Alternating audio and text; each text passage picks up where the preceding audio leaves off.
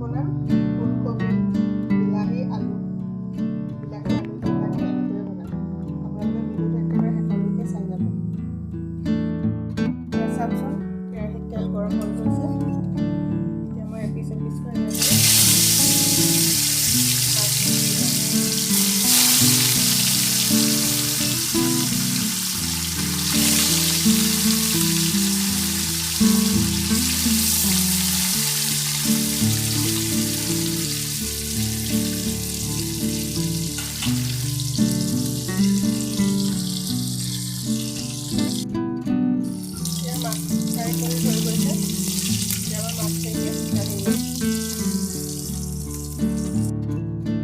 একেখিনি তেলতে প্ৰথমতে আলু ফ্ৰাই কৰি দিম।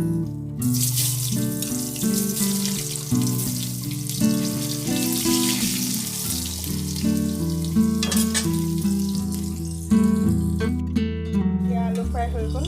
এতিয়া আলুখিনি কাঢ়ি ল'ম।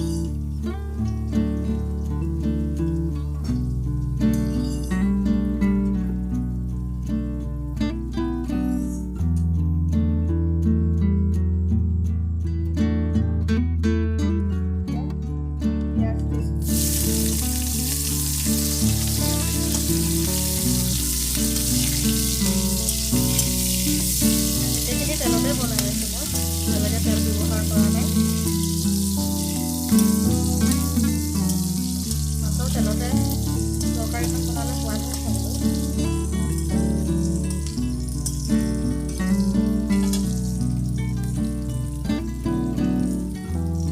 পিঁয়াজখিনি অকণমান ৰঙা হ'বলৈ দিম।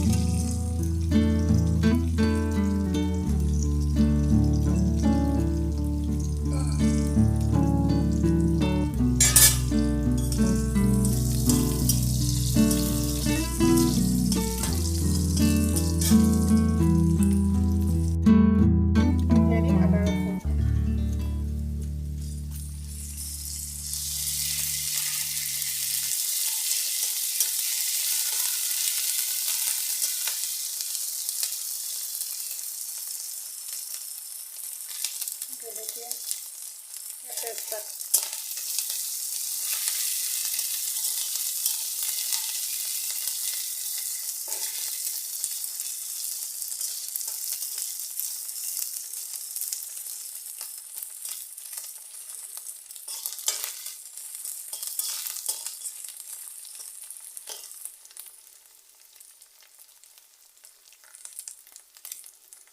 এতিয়া বিলাহীখিনি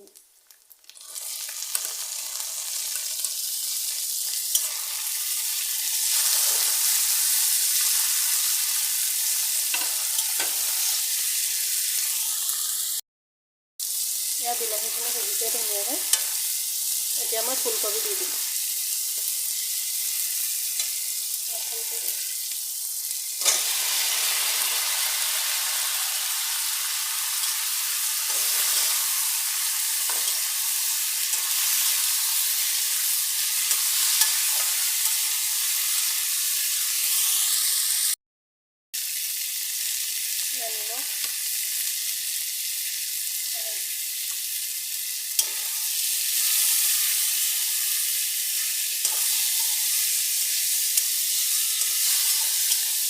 ভালকৈ মিলাই ল'ম।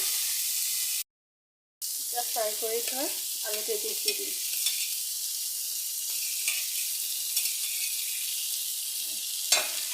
এতিয়া ভালকৈ এবাৰ লৰাই দিম। এতিয়া গৰম পানী দিব হৈ গৈছে।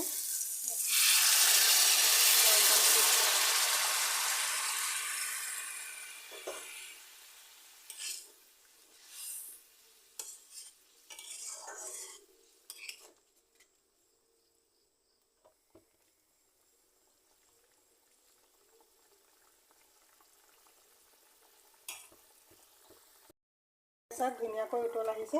এতিয়া মই মাছ কেইপিচ এনেকৈ দি দিম।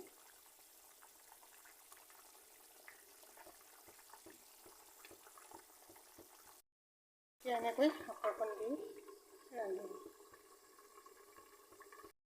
এয়া হৈ গ'ল মাছৰ জোল। এয়া হৈ গ'ল। চাওক আমাৰ ৰৌ মাছৰ তৰকাৰী হৈ গ'ল।